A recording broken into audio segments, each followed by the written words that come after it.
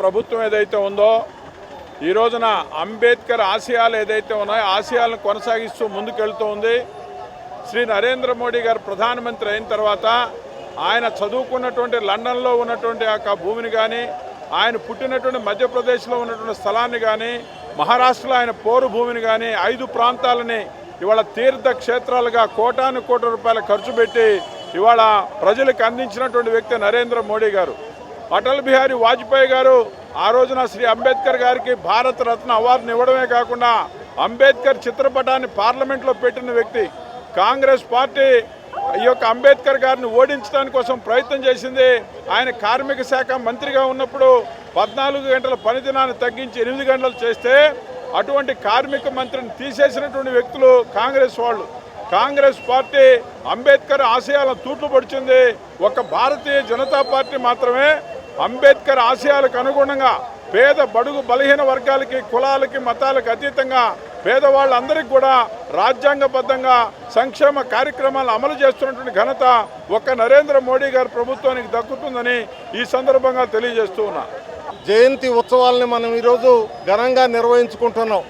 యావత్ దేశం కూడా బాబాసాహెబ్ అంబేద్కర్ గారి ఆశయాలకు అనుగుణంగా మనందరం కూడా తిరిగి ఆయన్ని స్మరించుకుంటూ ఆ దిశగా మరింత వేగంగా ఈ దేశాన్ని అభివృద్ధి పదంలోకి తీసుకెళ్లడానికి మనందరం కూడా కంకణబద్దులు కావాలని చెప్పి ఈ సందర్భంగా నేను కోరుకుంటున్నా. బాబాసాహెబ్ అంబేద్కర్ గారిని ఈ దేశంలో కాంగ్రెస్ పార్టీ అనేక అవమానాలకు గురి చేసింది. ఆయన పార్లమెంట్లో అడుగు పెట్టనివ్వకుండా కూడా ఆయన పోటీ చేసినప్పుడు పార్లమెంట్లో క్యాండిడేట్ని పెట్టి ఆయన్ని ఓడించిన పార్టీ. ఈరోజు దేశంలో ఎక్కడికి వెళ్ళినాగా ఎస్సీ వర్గాలకు సంబంధించి రిజర్వేషన్ రాజ్యాంగంలో కల్పించిన అంబేద్కర్ గారు కాదు, మేమే ఈ దేశంలో వాళ్ళకి కల్పించాం. బీజేపీ కానీ అధికారంలో ఇట్లే కొనసాగితే మీ హక్కులన్నీ హరిస్తుందని చెప్పి దుష్ప్రచారం చేస్తున్న ఈ కాంగ్రెస్ పార్టీ మన ఏదైతే రాజ్యాంగ నిర్మాత బాబాసాహెబ్ అంబేద్కర్ గారిని ఓడించింది. అదే కాకుండా పార్లమెంట్ సెంట్రల్ హాల్లో జాతీయ నాయకుడు, ప్రపంచంలో మేధావి అలాంటి నాయకుని చిత్రపటమే కాదు విగ్రహాన్ని కూడా పార్లమెంట్ సెంట్రల్ హాల్లో కూడా పెట్టని కాంగ్రెస్ పార్టీ మొట్టమొదటిసారిగా భారతీయ జనతా పార్టీ అటల్ బిహారీ వాజ్పేయి గారి నాయకత్వంలో సెంట్రల్ హాల్లో బాబాసాహెబ్ అంబేద్కర్ విగ్రహం పెట్టడం జరిగింది.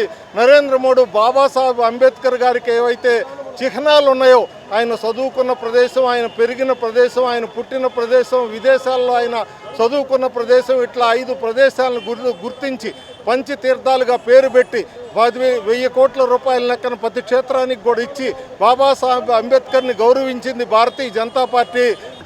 ఈరోజు దండలేయడం కాదు, వారి ఆశయాన్ని కొనియాడడం అనేది దాన్ని నిలబెట్టడం గొప్ప విషయం.